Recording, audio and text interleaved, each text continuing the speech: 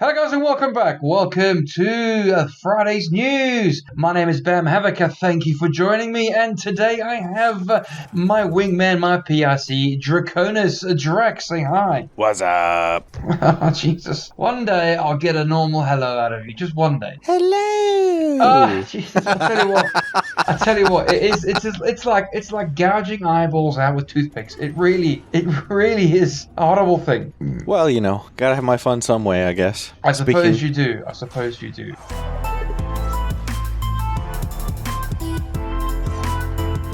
Right, Drac, as you know, Friday's news. So what do you have on the docket for us today, Bam? I have something from Paradox Interactive. It is a release trailer for BattleTech Urban Warfare. Okay. I mean, I've seen the trailer. It's, looks like a top-down RTS. It's similar to XCOM, from what I can tell, right? I don't really play this sort of game. But the second I saw the name BattleTech, it reminded me of a cartoon I used to watch when I was nothing but a knee-high to grasshopper called BattleTech. And this is why I'm talking about it, because of nostalgia. You know nostalgia, Drac, and what Nintendo sells. You know, they drip feed you nostalgia via other game. This game reminds me so much of that old cartoon I used to watch when I was nothing but a nipper. A nipper? Nipper, young person, kid, child.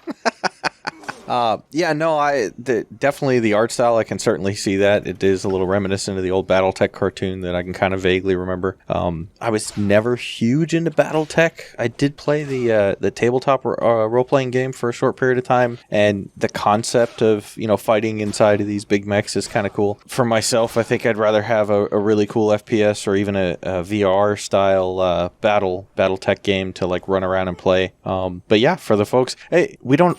Oftentimes, it seems lately we don't seem to have enough or a large enough presence for RTS games, so, you know, cool. I do like it. Again, nostalgia, and for me, this is how you hit the nostalgia nerves. Not that I'm saying it's going to follow the cartoon, you know, ipso facto, but it does. The name just reminded me of it. That's why I brought it up today. A lot of fun, and it looks like it's going to be one of them GGs. Finally, something that I might be able to play on my PC Master Racer laptop from hell. Well, you know, PC Master Racer in training. You know, yes, all right. Okay, I don't know the shortcuts. I don't know if you can be a real PC Master Racer with a laptop, so... No, dude, I'm terrible. Right, I don't know laptop keyboard shortcuts, bro. I don't know any keyboard shortcuts. I'm just talking about the fact that you have a laptop instead of a desktop. well, dude, seriously, I don't need a desktop. Actually, a tower, and I don't need that in my life. Thank you very much. Anyway, moving swiftly on. Another game that I used to play has managed to resurface.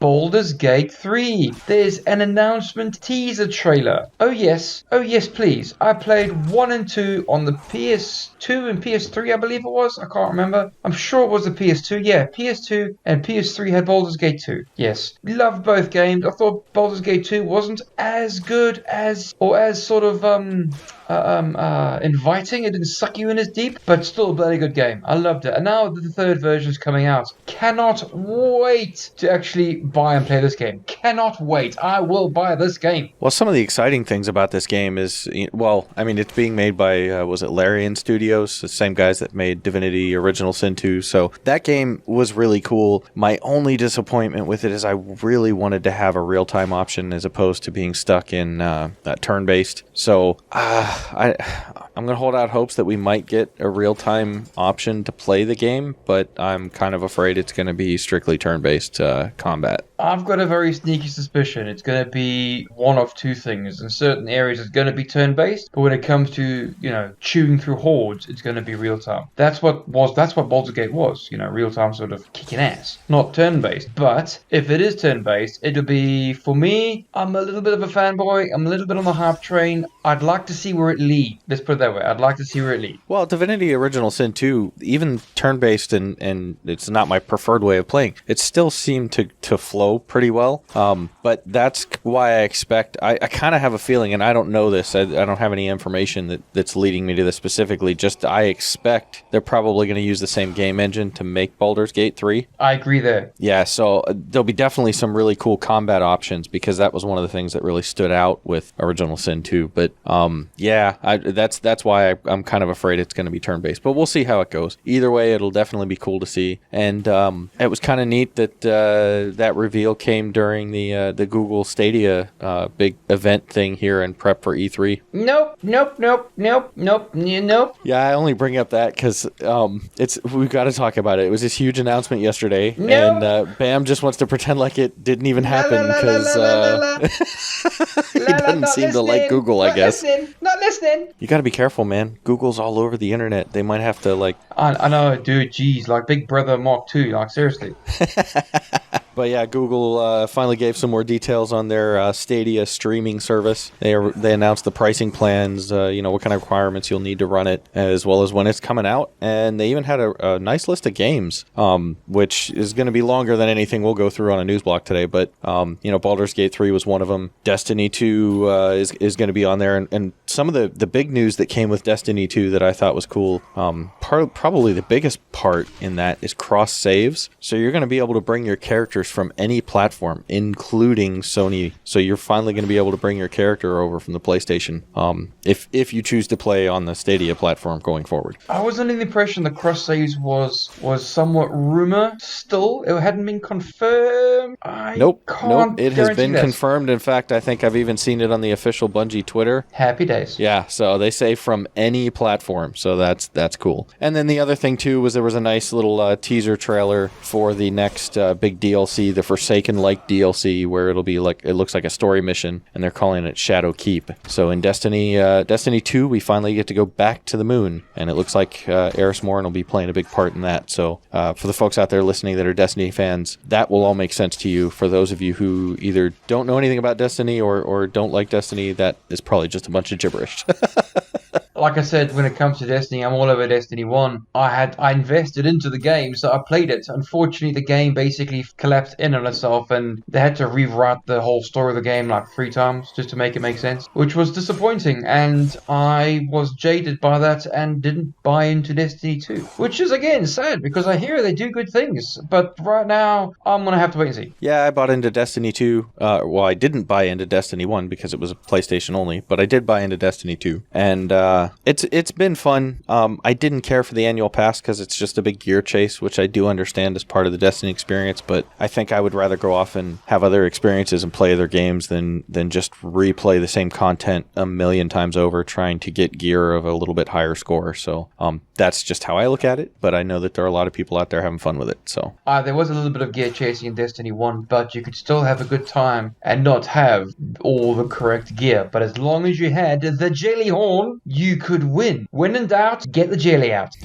So anyway, the Stadia service, they're going to have a Founders Edition that's available in November at launch for $130. It'll come with a Chromecast Ultra, which I was able to find online anywhere from $45 to $70. The Stadia controller, which is another $70 value. And then a 3-month subscription for you and a 3-month Buddy Pass subscription for a friend. So basically, I mean, at that price point, you're kind of paying for the hardware, and then the 6-month total subscription between the 3 months with you and your buddy ends up being a little bit free. That'll be available this November. There's going to be a $10 a month version that you can just go month by month, and then next year I guess they're planning a free version where you can just purchase the games you want to play and still be able to play that. But I understand that there are some limitations on the streaming service with regards to like quality, so you'll be able to go 1080p, but I don't think you can go 4K, whereas with the paid versions you can go 4K. 4K streaming is going to be a bit of an ask in most parts of the world. I do hope they've managed to get the infrastructure in place for that, so people do have a good user experience. Now, I'm glad they're launching with very good games like this: Ghost Recon Breakpoint, Elder Scrolls Online, Doom Eternal, Division 2, Destiny 2, Baldur's Gate 3, yeehaw. I'm glad they are, but for me, I do think that perhaps they need to invest a little bit more in the actual streaming service itself, personally. And also, not listed. Yeah, we'll have to see how the service performs once it's up and running, and we can see people start giving reviews on whether it's even working in their area based on their internet providers. So plus, with data caps and stuff like that, man, I can just imagine if you're trying to stream at 4K, holy crap, you're going to hit that data cap fast. Yes, and hopefully it won't buckle like the rest of Google's adventures, Google Glass, the Google Pixie thing, whatever. Hopefully it won't cave. Well, you ready to get out of here, or you want to touch on a rumor real quick? Yeah, I tell you what, we've got a bit of spare time. Let's do some extra bonus content and do some tinfoiling for the old listeners out there. Drac, you brought this to my attention, so what have we got on the block today in the Rumorville? Well, courtesy of Jason Schreier from Kotaku, who is a gentleman who's got a lot of good sources, it seems, breaks a lot of different news in the gaming world. But something I saw him tweet today that was interesting. His sources are telling him that Blizzard has scrapped an FPS game in the StarCraft universe so that they can focus on Diablo IV and OverWatch 2. Now, I don't care one way or the other about Overwatch because it's not something that I've played, but I know that there are a lot of people who really enjoy that game, so that's great. I do look forward to a Diablo 4 game. So that in part is good news. I just hope it isn't completely scrapped, because the idea of an FPS in the StarCraft universe, to me at least, bring on the bugs, man. I think that would be so cool. It'd be like playing Starship Troopers. That'd be so much fun. I tell you what, dude. Having an FPS set in the StarCraft universe, right, with the gun game of Overwatch, that'll be bloody good. That'll be epic. And hell yeah, give me some Starship Trooper action. Yeah, so like I said, I understand it being pushed aside for now. I just hope it's not completely scrapped. So if it's been scrapped, it's been scrapped. It's been stopped development, stopped, boom, shelved. Hopefully they'll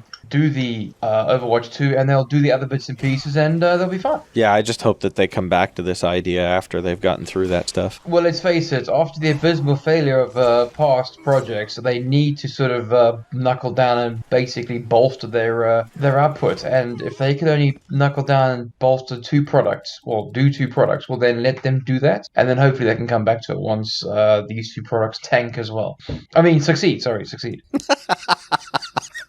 Well, this is the thing. You overpromise, and then because you overpromise, you can't then deliver, and then everyone gets onto the hype train. The hype train just won't stop. Any bit of thing gets thrown into the hype train. It just fuels it. So let's hope that Overwatch 2 is everything people want it to be. Well, there you are. I'm all tapped out for today. So you folks enjoy the weekend, and we'll see you here again on Monday. Right. Anyway, guys, thank you very, very much for listening to Drac and myself, bleed your ears dry for the past sort of 10-15 minutes. We've given you some news that we thought was interesting with regards to Stadia and Baldur's Gate 3. That's the thing to take away from this. Rumorville, which is not necessarily news, but rumor. So, guys, hope you guys had a lot of fun. Thank you very much.